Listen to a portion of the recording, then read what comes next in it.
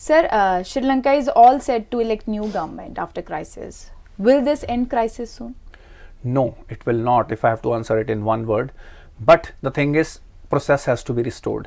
वहाँ पे एक एनार्की फैल गई है. हो क्या रहा है, डेमोक्रेटिक इंस्टीट्यूशंस को ख़त्म किया जा रहा है और कोई बड़ी बात नहीं है. मेरे को ऐसा अंदाज़ा लग रहा है कि इस एनार्की के पीछे शायद फॉरेन फोर्सेस हों जो श्रीलंका को एक काइंड ऑफ बनाना रिपब्लिक बना दें. तो इट इज़ वेरी इंपॉर्टेंट कि एक इंटरिम गवर्नमेंट बनाई जाए, जो उन्होंने अनाउंस किया 21 जुलाई को नए प्रेसिडेंट अपनी स्वेरिंग इन कर लेंगे, और उसके बाद एक फ्री इलेक्शन हो. इन द मीन टाइम जो लॉ एंड ऑर्डर की सिचुएशन बन गई है उसको कंट्रोल किया जाए. जो गवर्नमेंट है वो इंटरनेशनल एजेंसीज और अदर कंट्रीज के साथ डील करना शुरू करे. मेजर इंफ्रास्ट्रक्चर उनका सिक्योर किया जाए और इस वक्त इंडिया को अपना रोल एक्टिवली निभाना चाहिए. इंडिया को यूएस के साथ बैठ के, क्वाड के सारे नेशंस के साथ बैठ के ये इंश्योर करना चाहिए कि श्रीलंका एंटी इंडिया या एंटी क्वाड एक्टिविटीज का बेस ना बन जाए.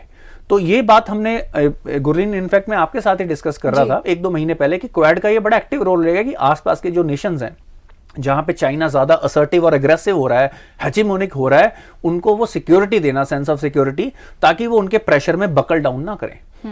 उनको ऑल्टरनेटिव फाइनेंसेस और रिसोर्सेज भी देना which does not come at the cost of their dignity, जिस तरह से चाइना का डेट ट्रैप है. तो जो नई गवर्नमेंट आ रही है उसको सपोर्ट देना, उनकी जो सिक्योरिटी फोर्सेस है उनको ट्रेनिंग, उनको मॉरल और जो भी अगर कुछ और वेपन्स या इस तरह के, हालांकि मेरे को नहीं लगता कि इंडिया को वहां पे अपनी फोर्सेस भेजनी चाहिए, but along with America, along with Australia and Japan, हमारी support, tactical support, weapon support उनकी सिक्योरिटी फोर्सेस को, ताकि वो अपने देश में लॉ एंड ऑर्डर मेंटेन कर पाएं. एज पर माई एस्टिमेट्स कम से कम 4 से 5 साल लगेंगे 2019 के लेवल तक आने को श्रीलंका में, इन टर्म्स ऑफ वो भी अगर सारी चीजें स्मूथली चले. ये बड़ी क्रिटिकल मूवमेंट है उस देश में. कई करोड़ लोगों का फ्यूचर दांव पे लगा हुआ है. It is not about just government. और इनफैक्ट उनके इंटरिम गवर्नमेंट ने और सुप्रीम कोर्ट ने ऑलरेडी अनाउंस कर दिया है कि एक्स प्राइम मिनिस्टर, प्रेसिडेंट, हालांकि वो ऑलरेडी जा चुके हैं कि वो देश छोड़ के नहीं जा सकते. तो ऑर्डर थोड़ा सा लेट आया है और उनकी करप्शन के केसेस बाहर आ रहे हैं. कैसे दुबई में उनके करोड़ों रुपए वहां पे रखे हुए हैं.